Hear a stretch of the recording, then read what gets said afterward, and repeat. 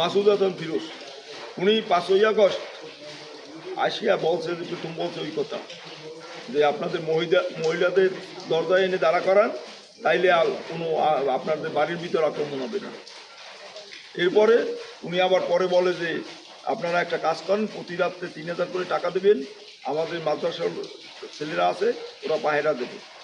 আমরা এরপরই বিএনপি এখানে তখন যারা বিএনপি ছিল ওদেরকে আমরা করি, এই কথা জানাই। এই কথা জানানোর পর ওরা আজকে ওদেরকে এখান থেকে বিদায় করিয়ে দেয়, এখানে কখন আসবা না তাইলে তোমাদের খবর। এই সমস্ত কথাবার্তা কোনো ভদ্রলোকে বলে জঙ্গি ছাড়া? মহিলাদের দরজায় নিয়ে খাড়া করতে বলে, তাইলে বাড়ির ভিতর আক্রমণ হবে, তাইলে কী হবে? এবং ওনার কর্মকাণ্ড আমার কাছে স্থানীয়ভাবে যে সমস্ত আরও কাজবাজ করছে আমাদের ভিডিও আছে, তারা আমাদের কাছে আজকে বলছে যে কাজবাজ ভালো না, এদেরকে কোনোভাবে প্রশ্রয় দেবেন না। এরা এখন কিছু মিষ্টি মিষ্টি কথা বলে, আপনি পায়রা বসান, এদেরকে টাকা দেন, উল্টো বিলে আপনারা এদের দ্বারা হবেন, অপমানিত হবেন।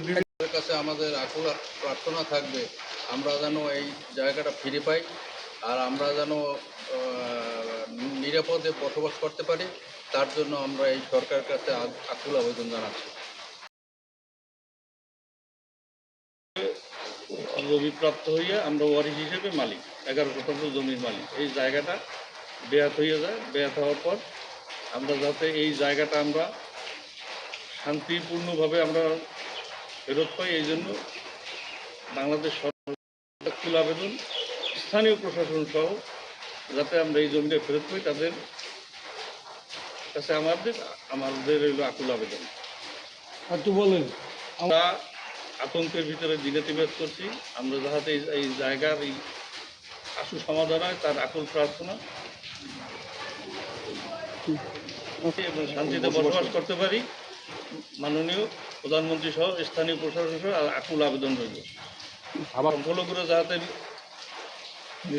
আমরা সংখ্যালঘুরা যাতে নিরাপদে বসবাস করতে পারি এবং আমাদের জায়গাটা আমরা ফেরত পাই, এই জন্য মাননীয় সরকার প্রধান এবং প্রশাসন সহ এমপি সহ সবার কাছে আমাদের আকুল আবেদন রইল যাতে এই জায়গাটা আমরা পূর্ণভাবে ফেরত পাই। তারা নেতাদের কোনো কিছুই নাই, আমরা আমাদের জীবন বাঁচানোর জন্য এবং আমাদের জায়গা ফিরে পাওয়ার জন্য এবং যাতে শান্তিপূর্ণভাবে এখানে বসবাস করতে পারি সেই জন্যই আমরা মানববন্ধন করি এবং সাংবাদিক সম্মেলন করি। আমরা কারো উস্কানি কারো ইস্যে আমরা চলি না। বিএনপির লোকজন আমরাই ডেকে আনছি, তার অত্যাচার থেকে বাঁচার জন্য বিএনপির আমরা 5ই আগস্ট থেকে এখানে ডেকে আনছি যে আমাদের এর হাত থেকে বাঁচান। এই বিভিন্ন ধরনের বিভিন্ন অশালীন কথাবার্তা বলে, সে এমন কথা বলছে আপনাদের মহিলাদের দরজায় এনে দাঁড়া করান, তাইলে আপনাদের বাড়ির ভিতর কোনো আক্রমণ হবে না। এবং তাই সে আমাদের বাড়ি রক্ষার জন্য প্রতি রাত্রে 3000 করে টাকা চাইছে।